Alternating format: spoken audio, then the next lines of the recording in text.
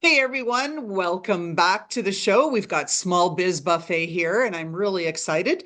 Eric Vincent is the founder of Black Ink Creative Partners. And you're thinking, well, okay, so that's interesting. He does things that are creative. Good, you got that. Partners, he enables people. That's good. But bigger picture, he has an event called ProcurementCon, which is where I met Eric a year ago. And the kinds of things that he's doing to not only bring information to vendors to figure out, yeah, how do I crack this nut called procurement? Because let's face it, compared to all of the other business operations, it's the grand mystery, right? What is procurement? Who are those people? What exactly do they do? Like no one freaking knows. So we've got Eric here on the show to enlighten us and tell us about all the good stuff you're doing. Hey, Eric, welcome to the show. Hey, Dr. Mears, how are you? I'm good, thank you. So tell our audience a little bit more about who you are and what you're good at. So, who I am, my name is Eric Vincent. I am the founder of Black Ink Creative Partners. We are a creative strategies and brand development agency, heavily focused in the government sector, the procurement sector. And the reason we do that, just to be clear, is because not everybody's ready for us. And we say that because there's just some people, their mindsets, unfortunately, are not ready to say, I want to be the next Pepsi, Starbucks. I want to be that, to put the work in. They have to be there before they get into business with us. I won't say we're not cheap, but I'm not going to say we are cheap. There's a cost involved for what we do. Um, and that's really what fuels the ProcurementCon brand, right? So that's the other brand we launched a few years ago. I'd say we're in our junior year, but the reality is that brand awareness and credibility, we're in our sophomore year of operation. um what do I do? I mean, I don't know what I do, to be honest with you. I'm an entrepreneur. What I You do a do lot of is things. I do a lot of things. I think if there's anything that I'm good at, it's connecting the dots. And I know that's really sort of just this weird, vague way of saying, I make shit happen. I see a business, I see two unrelated businesses, I see five unrelated businesses, I see 10, and somehow, like in my mind's eye, if I know enough about them, I see how they can work together and collaborate and benefit from each other to expand the mission. And see, that's sort of how we built the whole Black Ink ProcurementCom brand. Is I developed an ecosystem, and it's slightly a closed ecosystem of what I feel are some of the best valued people and professionals and companies to work together and work with each other.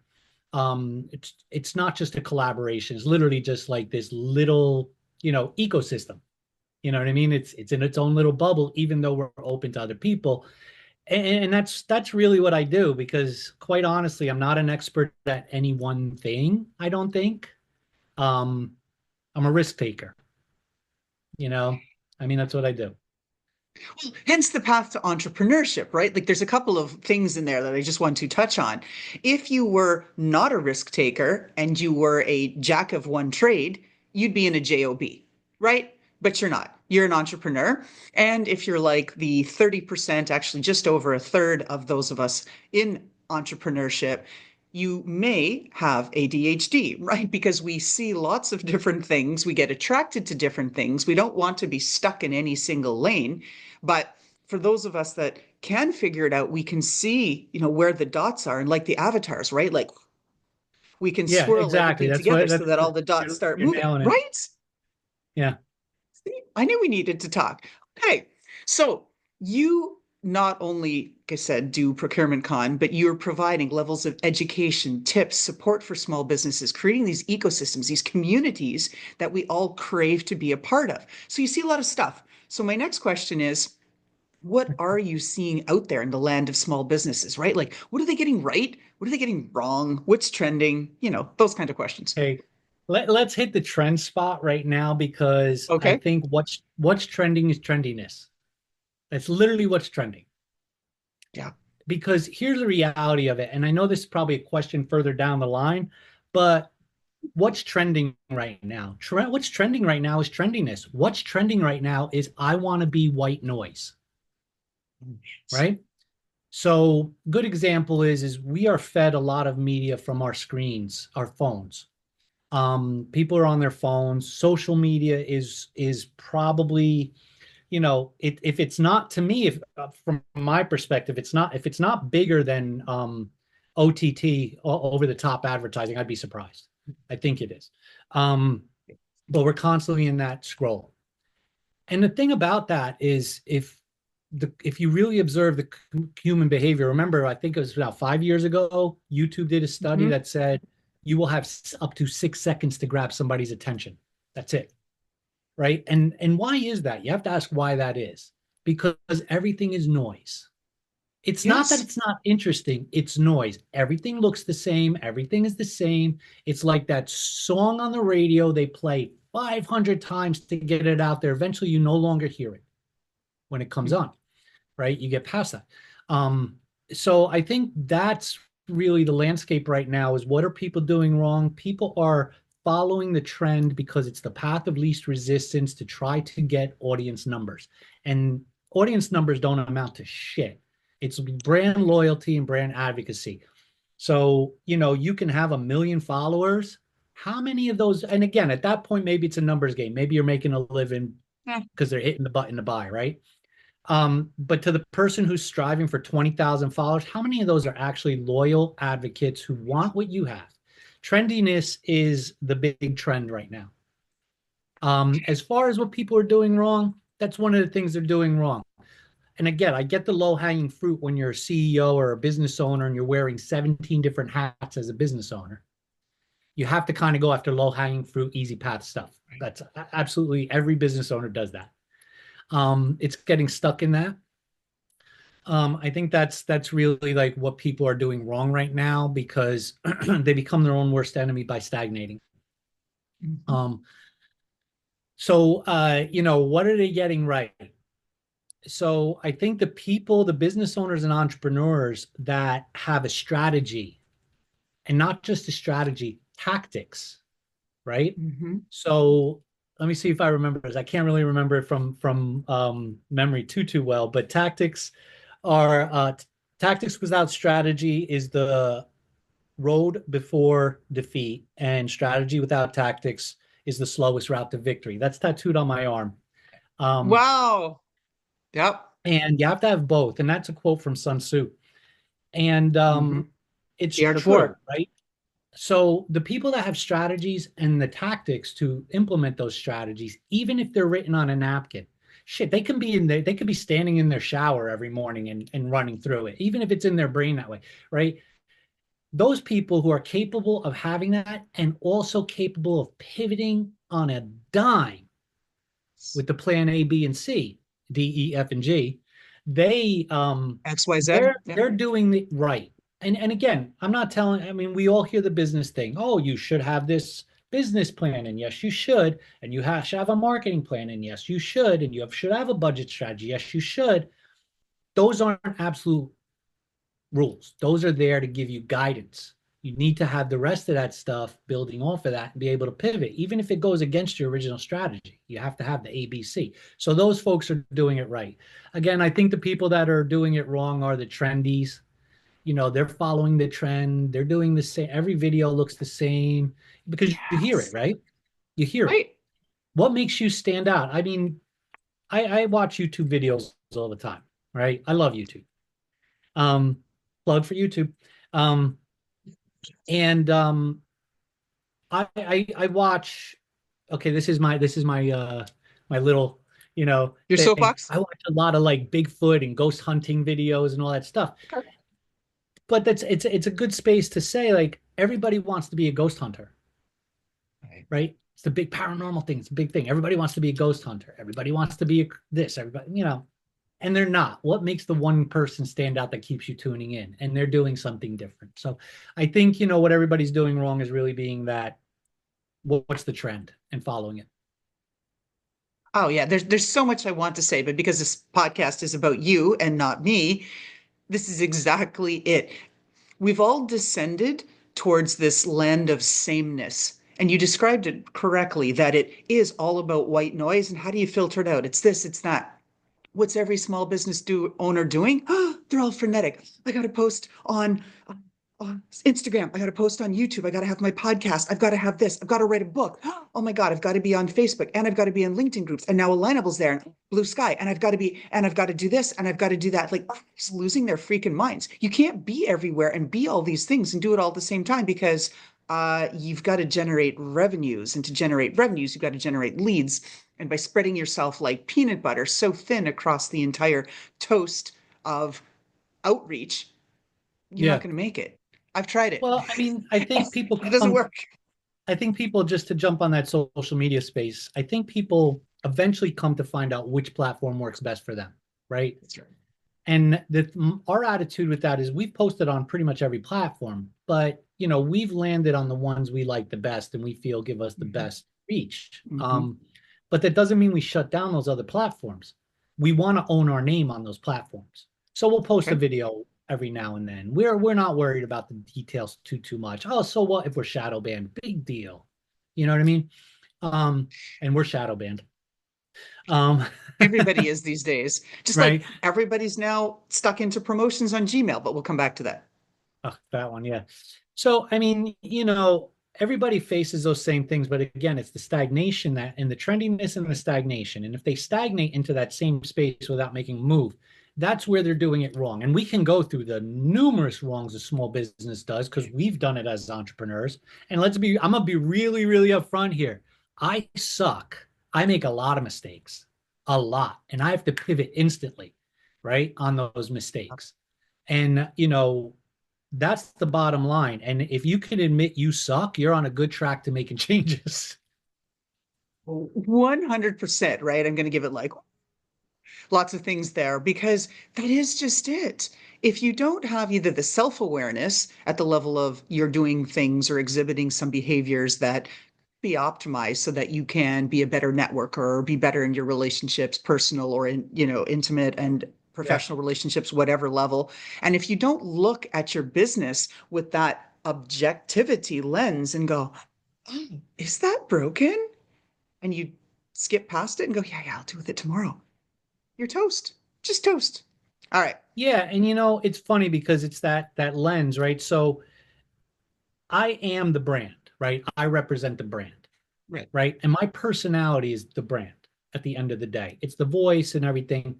And I do have to tone me down for the brand a little bit. There's a certain degree of, you could say professional public consumption that I've got to dial Eric back a little bit, but I'm not going to change the brand. But here's the thing. I have more often than not have to pull myself back and go, whoa, whoa, whoa, I'm getting too conformist. My brand is getting too conformist. And I have to say, Mm, whoa, whoa, it's losing its voice. I have to sort of find that space to keep there. And so I think that introspection is really important to have it. yes. You know what I mean? And to be able to really, because you are your brand at the end of the day. Right. Mm. And so on that path of learning and being introspective and reflective and pivoting and being responsive, right, to things that are changing, either economic drivers or whatnot, excuse me, I'm sure you've learned, one or 200 skills along the way, right? What is the most valuable skill you think that you've developed as a business owner? What is that, Eric? You know, uh, I thought about this question long and hard this morning, right? And I was really digging in, and I don't know that I learned any one valuable skill from business. Um, as a skill set, right? Personally, is this skill set that I can apply. Um, I think, and I don't want to use the word authenticity because authenticity is just a shitty buzzword now because people don't even know what Yes. authenticity anymore is. What I tend to say is I do me and I do me well. All right. I am me. And if somebody doesn't like it, oh well, is what it Toodles. is, you know, and you don't like it, don't hang out. I mean, there was that old ad. You remember Howard Stern? Some people, I don't know if your listeners all remember Yeah, Howard yeah, Stern back in the of course. day when he was a groundbreaking disruptor. Everybody, FCC was on his ass. Everybody was going after him. And there was one simple thing: you can turn the dial. It was that simple. You don't have to listen. And that was the thing. And that's the thing. If you don't, I do me well. And if you don't like me, not my fucking problem. Move on. You could beat that out. Exactly.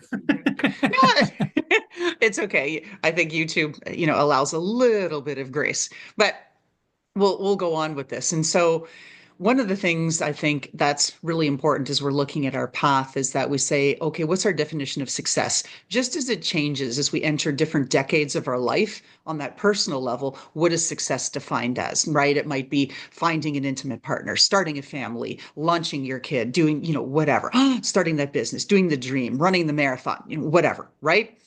It changes.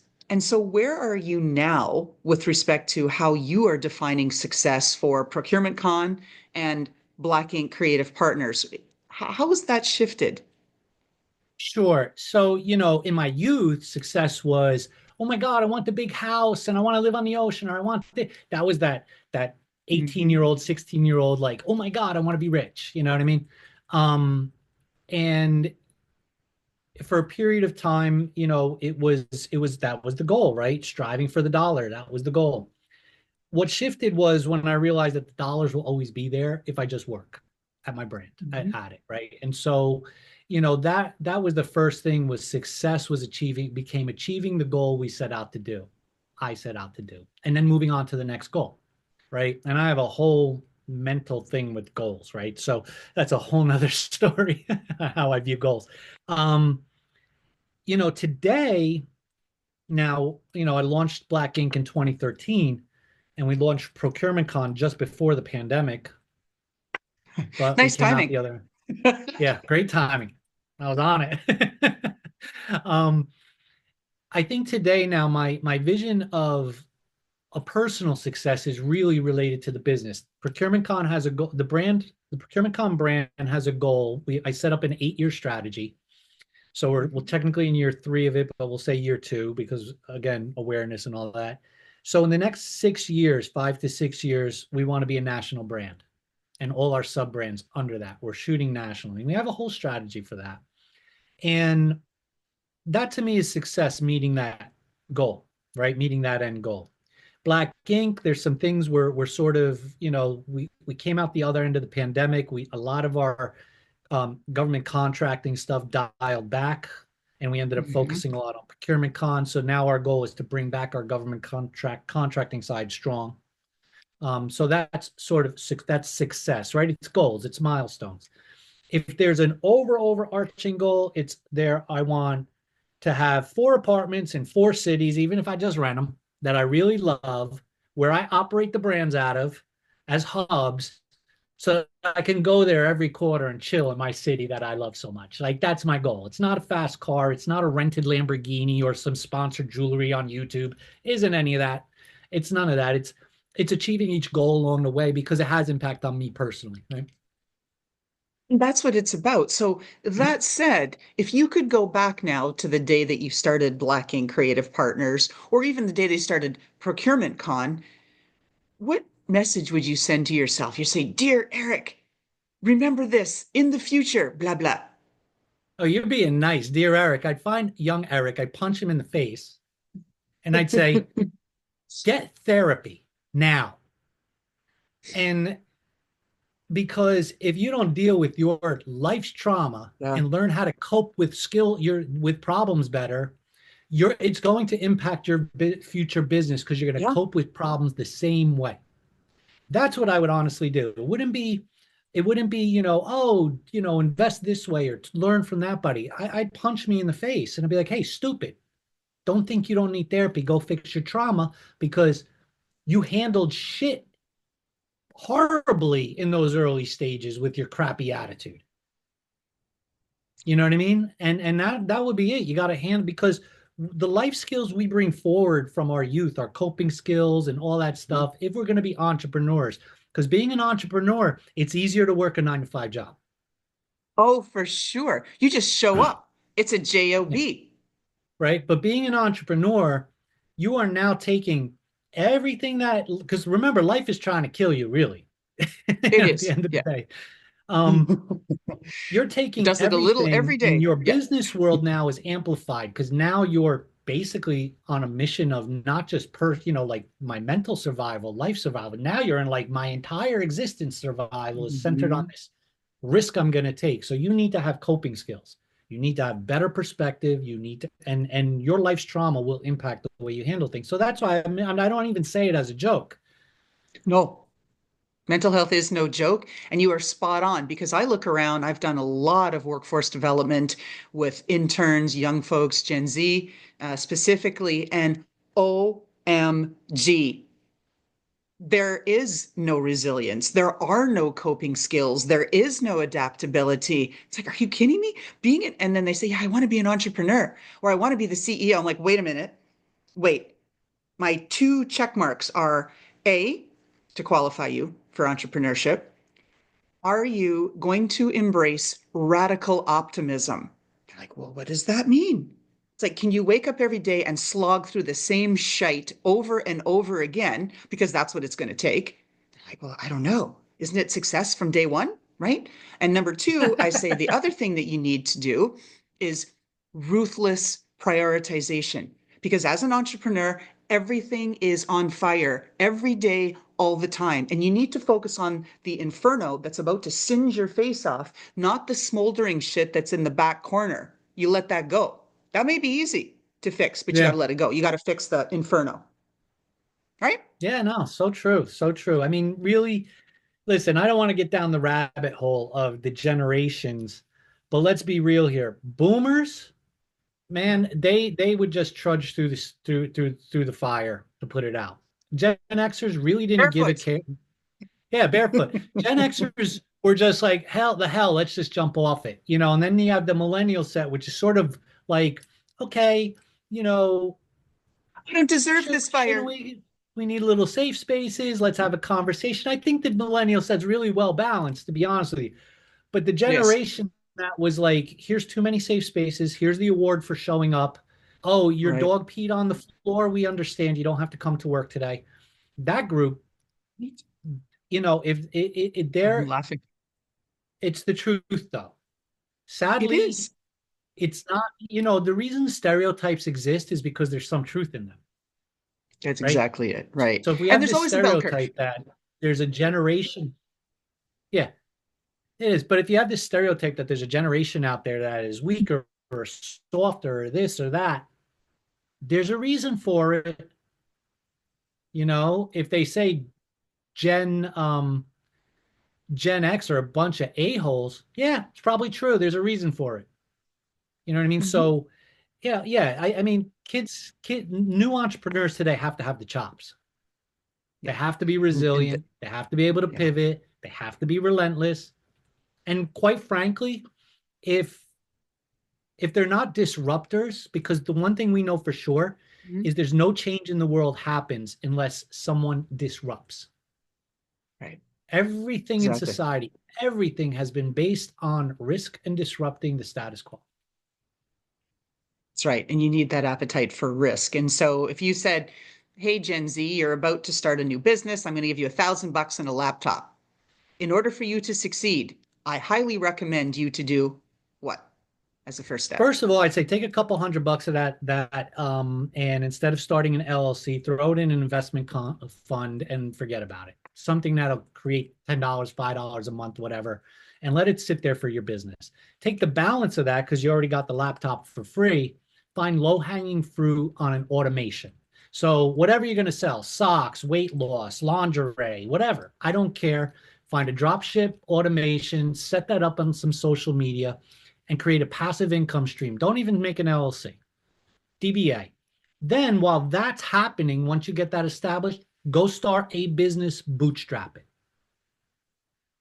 and go start something that is a need that you can do better, that is people are asking for, and bring people who can't do what you do to the table to be part of it. Right. Oh, bingo, bingo. I think without blowing smoke up your skirt, I think that is the best advice that I've heard regarding entrepreneurship. It's amazing, Eric. It really, really is. So, on the topic of advice, let's kind of flip it around. What is the wackiest or most counterintuitive advice that you received, but it actually freaking worked? You know, I don't, that's another question I don't have an answer for, right? Because that stumps me. Like, what crazy advice did I ever get?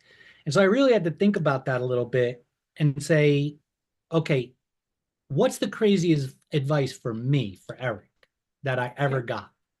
And did it not work? And that's sort of the way I had to frame that question.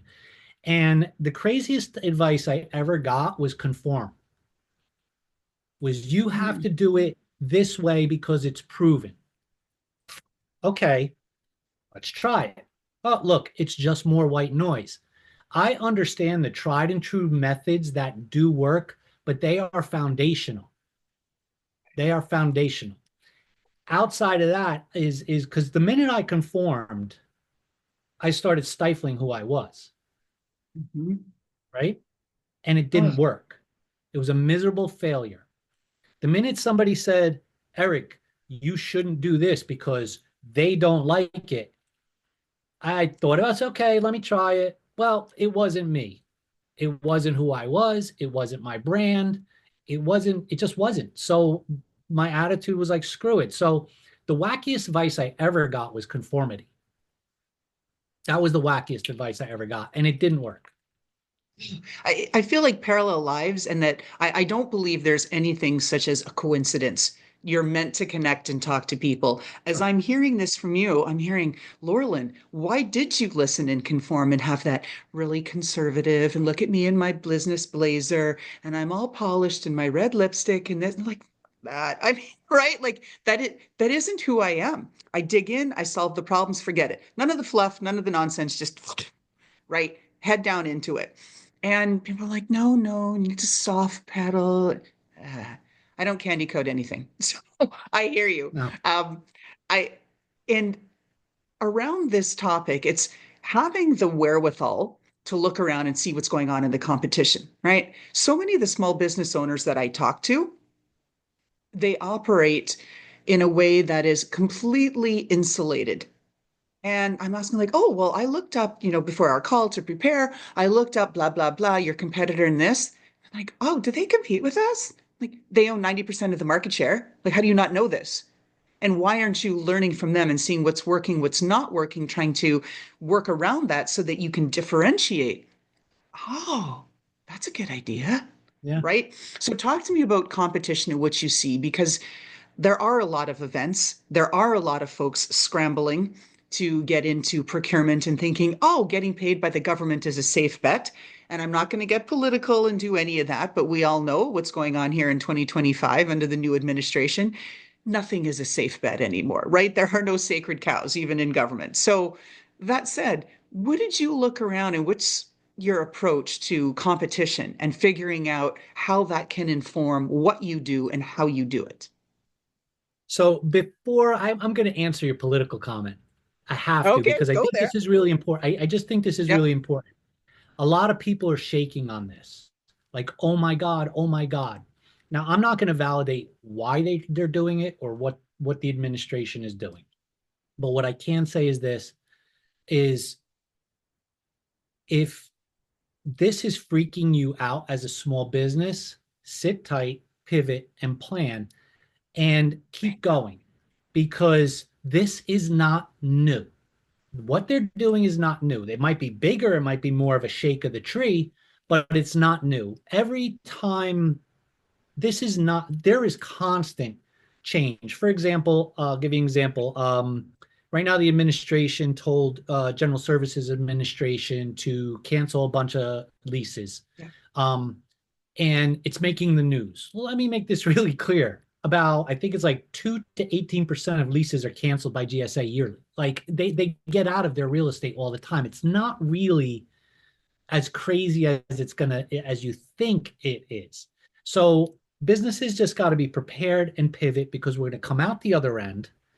Things will become this new form of doing things, but we do this all the time. Every administration, we do this again. It's just we know a little bit more about it because of the quote unquote level of transparency or bluster or PR. So we know a little bit more and it's freaking us out. So everybody dial it back, relax, Stay your course. You'll get through this. You'll be fine.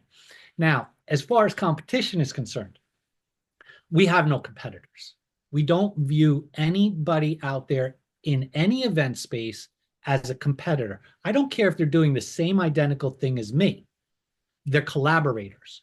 I want to be partners with them in some capacity. I want to invite them to be part of my event. Let's co-do an event.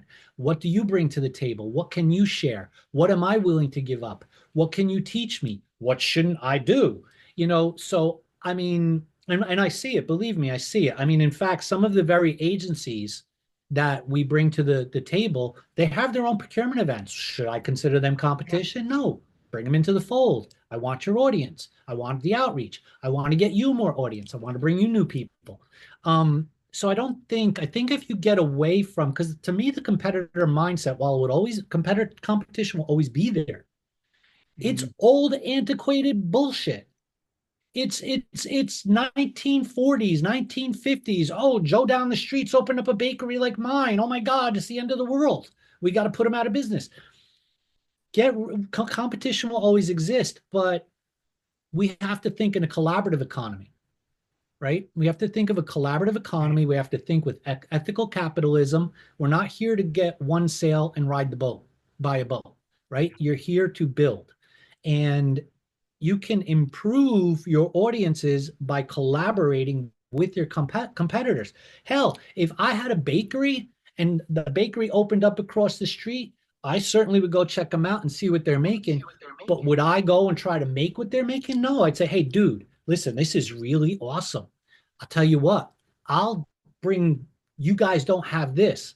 I'll give you ours, you give me theirs. Let's put it in each other's shop. Let's have parties together. Let's promote. Let's have bakeries. Let's have competitions. Let's do some fun shit to make our businesses grow. That's the way I would do it. And if they said no, I'd be like, well, fine, is what it is. And I move on. So I think that you have to change your mindset on competition. See them, like you said, as educators, but see them as collaborators and find a way to collaborate. Because quite frankly, we have our not-for-profit, which is business development and workforce development, and you sort of are in this with steer us, this workforce and business development space. Do I see you as a competitor, or do I say to you, let's collaborate? We got amazing things we can do. And do we expand our audiences and build brand loyalty? That's the way I see competition. Which is healthy, right? And that's just it. I think too many of us get wrapped around the axle and say like, oh, they're this, they're that. And then we, again, descend into sameness, the way that we started this podcast where, oh, they're doing that. I've got to do this. I've got to do that. And then you're just echoing what's going out there that may not even be working for that competitor. And so that's nonsense. I'm all about it too. What can I learn from you? We started off in the pre-recording, finding out about some of the new issues, right? Like Gmail is flagging every retailer, every vendor, and putting us into the promotion folder, right? Or the spam, right? It's either one. It's a real pain in the ass to try to overcome. So instead of Eric, you saying, oh, I'm not going to tell you, I figured it out. You're saying kindly, oh, Loralyn, you asked, let me tell you. I'll tell you how I did it. This is the kind of thing where small businesses can build healthy ecosystems because none of us does exactly the same thing, the same offer for the same audience. We have similarities, but if we've done it right, we've carved out our own niche. And Yeah. we should be focusing our efforts on owning that niche, right? Yeah, absolutely. Yeah, I get Absolutely. it. I get it. Yeah, off my soapbox now. Okay, back to the question. So, you suggested a few things as far as what folks should do or should not do in all of this. And so I spend a lot of time teaching at various county community colleges up and around New Jersey and into New York. And they are all these folks who are small business owners. And they're looking to find out, how do I write grants? How do I write sales proposals to answer government contracts, right? RFPs, RFQs, RFIs, all the alphabets, right? How do I do those? What are the skills I really need? My business is struggling. So I teach these things.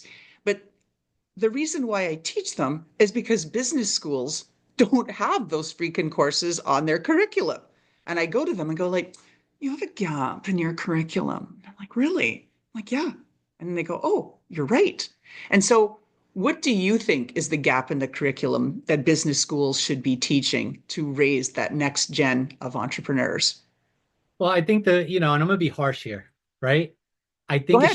it should be boot camp. I think it should be 16 weeks of Marine boot camp style, and how to, they literally have to build the bike while riding it type of thing. That's the courses I think should be taught. And here's the thing, I say this because, and when you think about it, right? Here comes the iPhone. Everybody's a photographer now. Here comes Canva. Everybody's a graphic designer, right? Here's Yes. all this stuff. Oh, I post my pictures on social media. I'm a content creator. You know where that comes from? That comes from mommy hanging your shitty macaroni art on the refrigerator and calling you Rembrandt and telling you could be anything you want in the world.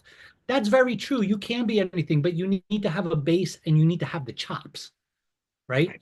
That's so I feel like what we do is we throw them to the wolves day one and say, make your business, tell us what your business is. In 1 week, have a business summary and what your business idea is. And then let's make that business happen.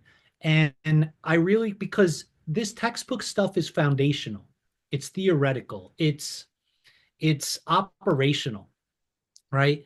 And if people aren't learning from the jump, because that's actually Yeah. how businesses get started. They get started on a jump and a risk. That's it. And none of it outside of writing a business plan, a marketing plan, and a budget, outside of that, nothing is in the textbooks. Nothing that tells people how to handle it. So I really believe that, you know, if they don't have the chops to make the sacrifice, because believe me, relationships are lost over building a business. Oh, You know what I mean? yes. And I'm not talking like just professional relationships. I'm talking marriages No, dissolve, that's, you yeah, know. yeah.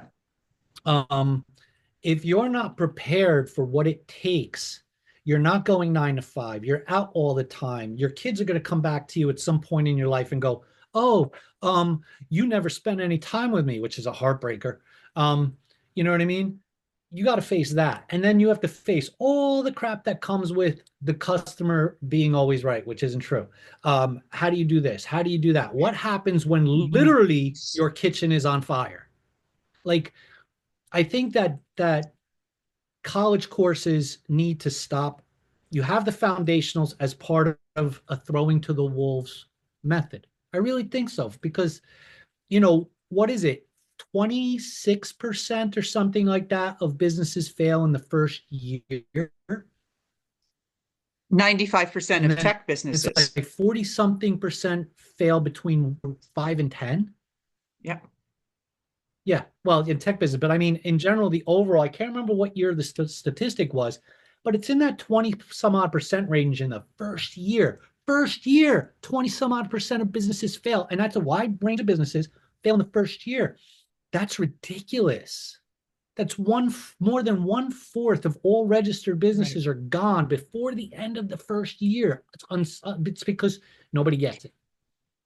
That's just it, right? It's a combination of tenacity. It's a combination of product market fit. Did you do some market research? Did you inquire what you need to do and what your audience actually wants? Were you prepared to pivot, right? All of the things you've talked about, Eric, that's exactly it. It is really tough. People don't realize how tough it is to be an entrepreneur. And every year it seems to be getting tougher because a bigger percentage of the world is embracing entrepreneurship and not working at a job. So now you've already got global competition, but you've got it 10x because there are so many more people entering the space. And so you've really got to be able to figure it out and be prepared to market response, things change. I've got to pivot. I've got to pivot. If you're not doing that, you are going to go under. You really are. Yeah, I It's mean, listen, very, very tough. we've done a couple marketing pivots already. We've shifted Oh, on me too. some early ideas. We're about to pivot again on one of Yeah. our brands because we have our ProcurementCon brand, which is the event you were at, but that's the master Yeah. brand is ProcurementCon. And then we have BizCon, which is a smaller regional business development brand. Then we have something we call Biz Talk, which is our talk show and our live event. But we're about to pivot those live events and make them more fun. you know what I mean, to be at as a business owner rather than just hearing somebody speak. So we're about to make that change. But you got to be able Oh, to do amen to that, that. you know? So I think, and yep, gratuitous plug. I just threw it in there. It's good, and that the world needs some of that. Again, you're being a disruptor, right? You talked about Yeah, Howard Stern earlier in the podcast. He was a shock jock. yeah, shock jock. That's what Right? they were called, right? Well, I mean, Yeah, that's yeah. it. I'm not doing anything different when it comes to an event. It's just how am I delivering the event? Number one, how am I programming it compared to what are my rules? Because I have rules for my event that everybody has to abide by if they want to have a seat at the table. Um, and then it's not just the event, it's what are we doing post event, right? With our membership community, our Mhm. no cost membership community. What are we doing with that to continue to feed and you talk going back to competition. So that's actually something when I looked at having a newsletter and then I said, this just sucks. Everybody has a newsletter. Right. What do I do? And so I looked at how New York Comic Con, that company, maintains its engagement with its community. Mhm. It's not a membership, but they treat people like members who have signed up for the newsletter as if they're in a club. And I said, that's what we have to do. So I took an idea at a Comic Con page and I said, this is what we're going to do. And it costs people nothing. But here's the thing you got to engage with it. You've got to stay engaging with us because there are other people that want this. And if you're not taking an advantage, oh, well, goodbye. You know, and that's how, we drive that. So it's not just here's a brand that gives you an event, but what are we doing at the event? And then what are we doing after the event? And how are we continuing? And then how are we supporting? How are we putting our money where our mouth is? We don't charge Right. people to be on our talk show. We don't charge people for spotlights to be advertised in our email newsletter. You know what I mean? Like, what do we do? And again, I don't think I'm not being paid to be on your show, but you're supporting our brand by having me on your show. A Mhm. lot of us are doing it, but that Right. matters. That matters. So sorry, I think I derailed that that No, question. no, but it's all good. And actually, as we're getting towards the end of our podcast, anything that you'd like to add before I ask you one final question? What do you want to share with our audience? Yeah, I think the number one thing that everybody who's about to embark or who is already in business needs to either remember or to adopt is don't let fear stop you because every excuse you make, whether it's I don't have the time or it's I'm not sure about that or that's BS. That's an excuse because if you boil it down, the one thing you're afraid of is loss. It's the risk. What do I lose or what's going to happen to XYZ if I do or do not do this? Stop being afraid. Stop. If you got into business, if you pulled the trigger, let's say your day one, you just pulled the trigger. Today, you pulled the trigger. You already took a risk. What do you got to lose? Keep that going. Take the risk because if there's one thing every step you make in business is a risk, provided you're sort of, even if you're doing status quo stuff, like if you suddenly decided for the first time you're going to pay $100 for a boost on social media, you're taking a risk, Right. even though that's pretty standard practice, right? Standard operating procedure now. So make everything, take that attitude and continue to not be afraid. Do not be afraid. I mean, don't go crazy like me and be like, hey, I want to push you out of an airplane for an ad and then push somebody out of an airplane. But calculate your risks, know what they are, don't be afraid to take them, understand if you can handle whatever comes next, good or bad, because we use the word consequences often in the negative, but you could have great consequences. You could suddenly be that guy or gal who now doesn't have capacity to meet demand. Right. You better be prepared, right? So I'd say eliminate fear as much as use it to guide you, but eliminate it in your excuse making as to why you're not doing something. Spot on. One of my favorite now deceased coaches, Susan Joffers, right? Feel the fear and do it anyway. Right. Yeah. Fantastic advice. Last question, Eric. If we looked into your closet and there was a pair of shoes or boots, some footwear that gave us a sense of your personality and style, describe what we're looking at and how it's aligned with who you are and personifies. the Eric Vincent ProcurementCon Black Ink Creative Partners brand? Sure, it's easy. I have a pair of Skechers. They kind of look like work boots or work shoes, but they're really comfortable. They are polished to a high shine. They have that thick, sole. So I'd like to say, what it is I wear my rebellion on my outside. You know what I mean? Along with my personality. So, that's who I am is to be rebellious. So I can walk into, a ballroom with a pair of shiny shit kickers and cuss with class. That's who I am.